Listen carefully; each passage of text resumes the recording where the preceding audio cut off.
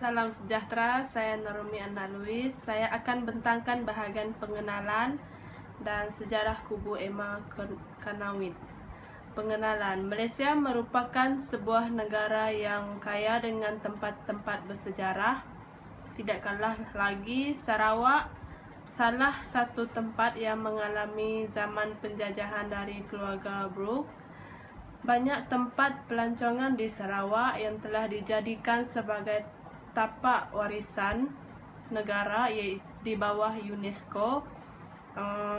Salah satu contoh adalah Kubu Ema di Kanawit.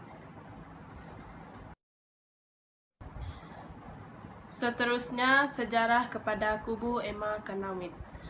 Kubu Ema diurus oleh Jabatan Muzium Sarawak. Ema gelaran daripada nama adik perempuan kepada Raja James Brooke. Kubu ini dibina untuk mempertahankan diri daripada serangan musuh. Pada awalnya, kubu ini terletak di tengah bandar, tetapi beberapa tahun kemudian ia dipindahkan di tapak baharu, iaitu muara Sungai Kanawit. Seterusnya saya serahkan kepada pembentang seterusnya. Hai, nama saya Kristi. Saya akan bentangkan tentang simbolik adalah punca tarikan pengunjung ke dataran Kubu Ema. Tugu Pahlawan Dataran Kubu Ema. Tugu Pahlawan merupakan perlambangan dataran Kubu Ema yang merupakan tarikan para pengunjung. Tugu Pahlawan ini dibina untuk mengenang jasa dan pengorbanan mereka sebagai pejuang mempertahankan kedaulatan negara yang sentiasa dihargai dan diperingati oleh seluruh warga Kanawit khususnya dan negeri ini secara amnya. Terpahat pada Tugu Pahlawan nama-nama 12 anggota askar sempadan daerah Kanawit ini ialah mereka yang terkorban semasa pertempuran yang disenaraikan di Pendambungkang, Sungai Ngemah, Kanawit. Pembinaan tugu tersebut atas tercetusnya idea Gramong bahawa monumen itu merupakan simbol tarikan dataran di Kubu Ema, di mana monumen itu memberi peluang kepada generasi muda mengenang pengorbanan prajurit yang sanggup mengorbankan nyawa, mempertahankan keselamatan dan kedaulatan negara ini, sekaligus mensyukuri nikmat negara kemerdekaan. Yang kedua menjadi perlambangan Kubu Ema ni adalah perlambangan burung kenyalang, merupakan lambang ikonik kepada rakyat Sarawak dan digunakan sebagai lambang rasmi kerajaan negeri Sarawak. Burung kenyalang ni dianggap sebagai hadiah dewa-dewa orang Iban. Selain itu, orang-orang Dayak pada masa ini percaya burung ini adalah Tuhan perang apabila terbang tinggi di langit. Cerita rakyat yang sangat terkena pada masa lalu ialah hanya burung kenyalang yang memegang kuasa luar biasa. Mereka mengorbankan dan mengeluarkan paruhnya.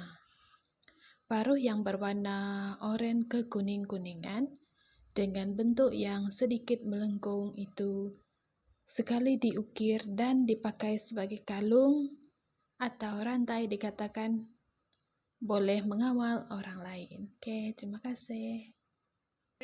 66203, hari ini saya akan membentangkan tentang nilai estetika.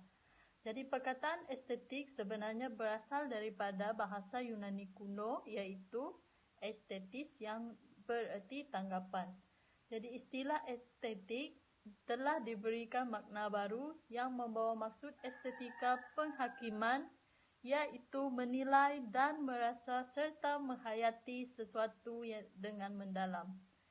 Estetika merupakan ilmu yang membahasakan keindahan, bagaimana sesuatu seni itu terhasil dan bagaimana seseorang itu dapat merasainya dan menghayatinya.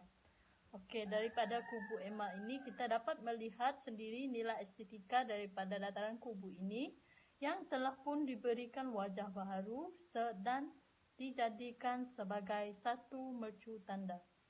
Jadi dataran kawasan warisan ini juga digunakan untuk pelbagai tujuan seperti tempat reaksi dan penganjuran program kerana tempatnya yang terbuka dan luas. Seterusnya adalah masalah yang dihadapi dalam kerja pemuliharaan. Jadi beberapa perkara harus ditambah baik dalam aspek dan usaha untuk melihat bidang ini mencapai satu pemuliharaan yang dibanggakan. Oleh itu, ada beberapa kelemahan yang timbul dalam bidang pemuliharaan di Malaysia seperti yang pertama adalah kekurangan pakar. Jadi negara kita masih lagi kekurangan pakar teknikal dan pekerja kemahiran yang untuk menjalankan kerja-kerja pemuliharaan banda warisan. Yang kedua adalah pendokumentasian. Dokumentasi dan sistem merekod bagi banda warisan adalah tidak lengkap dan tidak sesuai. Oleh itu, hal ini menyukarkan langkah untuk mengenal pasti kaedah pemuliharaan yang perlu dijalankan dan peruntukan dana untuk pemuliharaan. Okey, seterusnya adalah untuk pemuliharaan kubu Emma. Jadi melalui usaha pemuliharaan yang berkesan bagi memastikan bangunan warisan ini tidak lenyap di telan zaman. Jadi bengkel pemuliharaan kubu Emma telah diadakan pada 18 Jun 2019 iaitu Jabatan Negeri Sarawak dia telah mengumumkan bahawa 159 peserta telah menyertai iaitu daripada agensi kerajaan, pensyarah, pelajar, ketua masyarakat, kontraktor dan yang terlibat dalam pemuliharaan kubu Emma. Jadi bengkel ini bertujuan untuk mendedahkan terhadap projek menaik taraf dan pemuliharaan kubu Emma. Projek ini merupakan salah satu projek pemuliharaan kubu-kubu bersejarah yang dilaksanakan di bawah RMK ke-11. Jadi semasa proses pemuliharaan kubu Emma, terdapat artifak baharu yang berbentuk serpihan seramik dan peluru meriam ditemui menurut pemangku pengarah Jawatan Muzium Negara iaitu Tazuddin Mokhtar. Jadi penemuan ini telah membuktikan bahawa kegiatan yang pernah berlaku di tapak kubu pada masa lalu dan malah mengikut sejarah dua pegawai yang terbunuh di Kanawit semasa pemerintahan Brooke. Jadi penemuan artifak baharu ini akan dikaji dan dipamerkan di tempat pameran kubu Emma bersama dengan artifak yang sedia ada. Sekian, terima kasih. Salam sejahtera kepada Dr. Noria. Pada bahagian saya akan menerangkan dua bahagian iaitu bahagian yang pertama berkaitan dengan pengetahuan dan dapatan berkaitan dengan kubu Emma. Seperti yang kita tahu, pada dahulunya kubu Emma merupakan tempat keluarga Brooke untuk mempertahankan diri daripada serangan orang Iban Rajang Melanau dan Ulu Rejang. Namun kini kita tahu kubu Emma telah dinaik taraf dan memberi pelbagai faedah yang baik kepada penduduk setempat. Seperti yang kita tahu, dengan adanya dataran kubu Emma, ia mendatangkan faedah yang baik kepada penduduk setempat. Sebagai contoh, boleh dijadikan tempat riadah pada waktu petang, lokasi yang strategik untuk mengadakan program kerana kawasannya yang luas, dan golongan belia juga boleh mengadakan aktiviti yang sihat dan dijadikan taman rekreasi.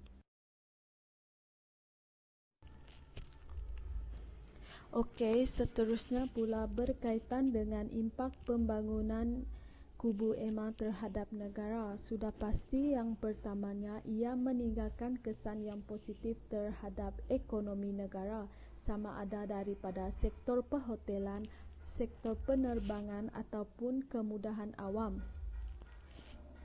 yang kedua pula, ia akan menyediakan peluang pekerjaan kepada golongan muda untuk melibatkan diri dengan peninggalan atau pemeliharaan budaya dan warisan yang ada di negeri Sarawak.